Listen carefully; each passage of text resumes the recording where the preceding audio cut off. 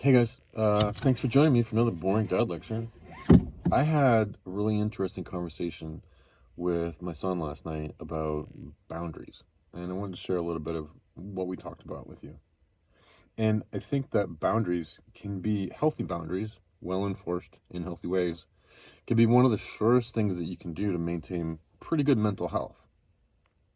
So, what do I mean by boundaries? And I think we all know about it, we're familiar with it, right? It's kind of like the things that you do that you expect from other people, right? So for me, for example, there's certain conversations I just won't take part in, right? And there's certain language that I won't tolerate around me, things like that. And those are boundaries. But there's also behaviors that I expect from other people. Like I expect them to do certain things at certain times and in certain ways. And those are also kind of boundaries that I expect from other people. So one of the things that came up though when I was talking to my son is the difference between a fear-based boundary and a respect-based boundary. So a fear-based boundary is something, the example that first comes to mind is when you have a police officer and he's standing at a police line, and somewhere behind the police line there's a building on fire. And the police officer says, "Don't go past this line because there's a building on fire. And if you go over there, you might catch on fire and die." And that's a fear-based boundary because you're afraid of something happening to you, so you don't cross that boundary, right? And that's all well and good. So that would be like a healthy fear-based boundary.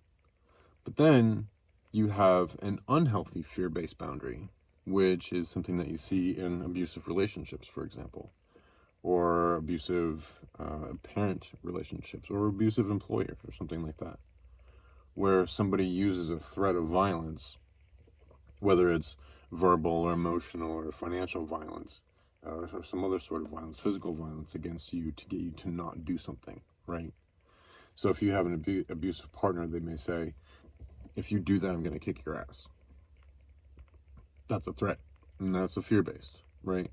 Or you sometimes, even with kids, you may have to use a fear-based boundary with children because when you're raising little ones, they're always pushing boundaries and they're always figuring out what's going on, and they don't always know what's on the other side of a boundary. So you may have to say, "If you do that again, I'm going to yell at you. If you do that again, XYZ is going to happen." And that becomes a fear-based boundary. But I guess that can kind of be a healthy one.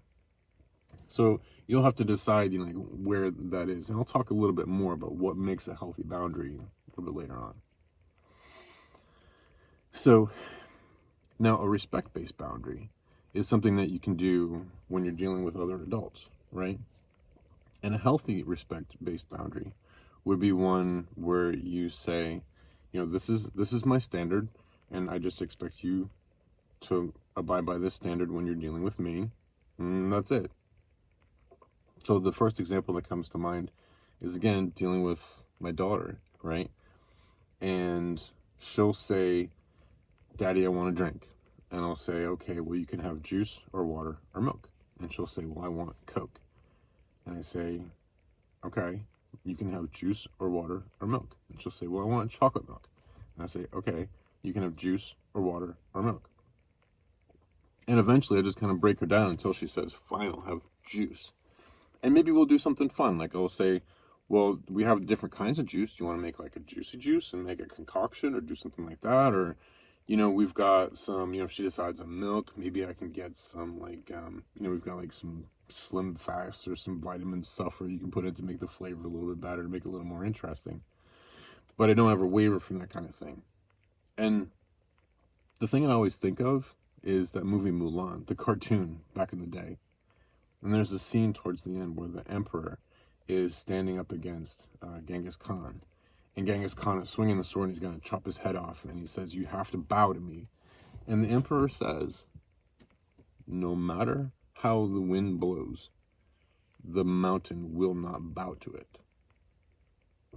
And to me, that then becomes a respect-based boundary where you're saying, I'm not going to bend on this sort of thing. And that can be a healthy way to do it. There can be lots of healthy ways to do that. But then my son asked me, what an unhealthy respect-based boundary would look like. And I had to think about it for a minute. And the example that came to mind was actually Donald Trump, because he has respect-based boundaries all over him. But within his boundaries, he's a chaotic, insane person, right? And he lives in this weird web of lies and all this kind of craziness. And he uses fear-based boundaries, but he also has respect-based boundaries because people,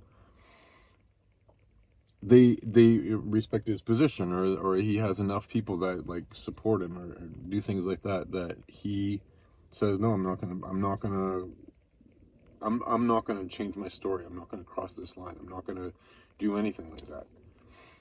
And my thought was that the difference between a healthy respect-based boundary and an unhealthy respect-based boundary then becomes the nature of the person who is creating that boundary and what it is that they're inhabiting within that space inside their boundary.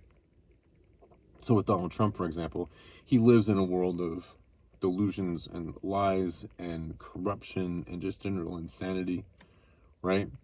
And so that becomes an unhealthy one.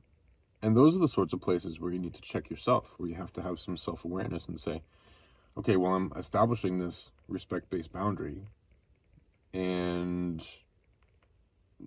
but am I in a healthy place? Am I right in establishing this boundary? And that goes into a whole other huge can of worms that I'm not going to kind of get into this video right now.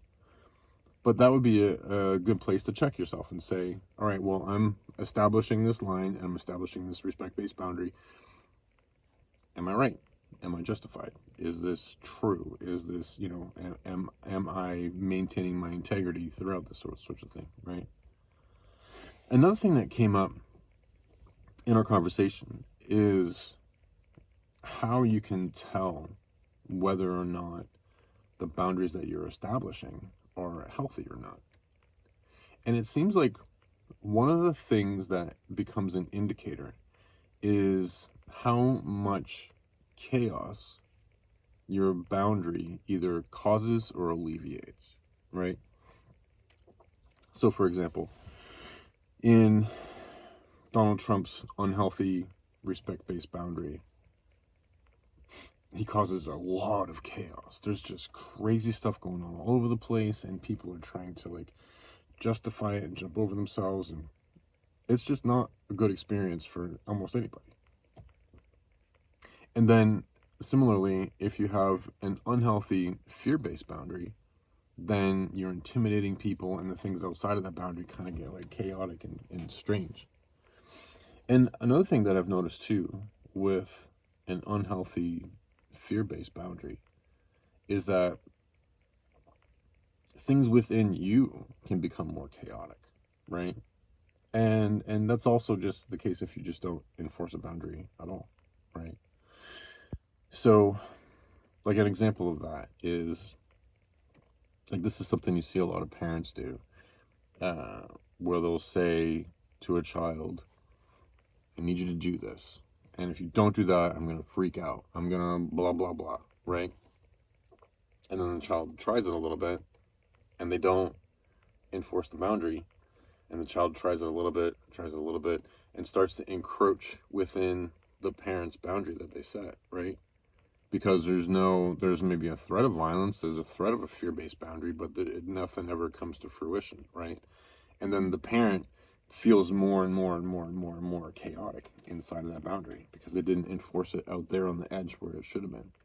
And then the more chaotic they feel inside, eventually that's going to burst out, and it's going to come out in some kind of anger, towards the child or towards the loved one or towards like whatever relationship that it has in there, right? And that's why it's so important to enforce those boundaries like where they are, because of that chaos aspect that comes into it, right?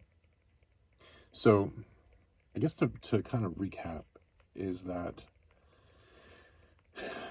there's really, and there may be more, I don't know, but I think if you boil it down, the types of boundaries, there are essentially two: a fear-based and respect-based boundary. You can have combinations of the two, but those are the two essential ones.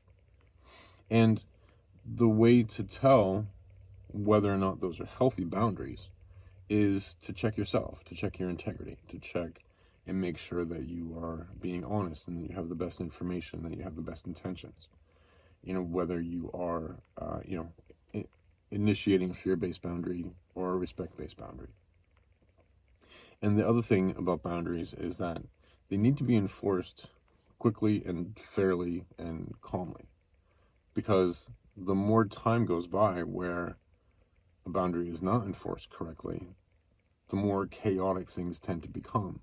And if they become too chaotic, then that chaos can become an outburst, So, anyway, those are kind of my thoughts on boundaries and boundary enforcement and relationships. There's way more to those subjects. So I'd love to, get some comments or feedback. And in the meantime, thanks for joining me for another boring dad lecture. And I'll talk to you soon. Love you much. Bye.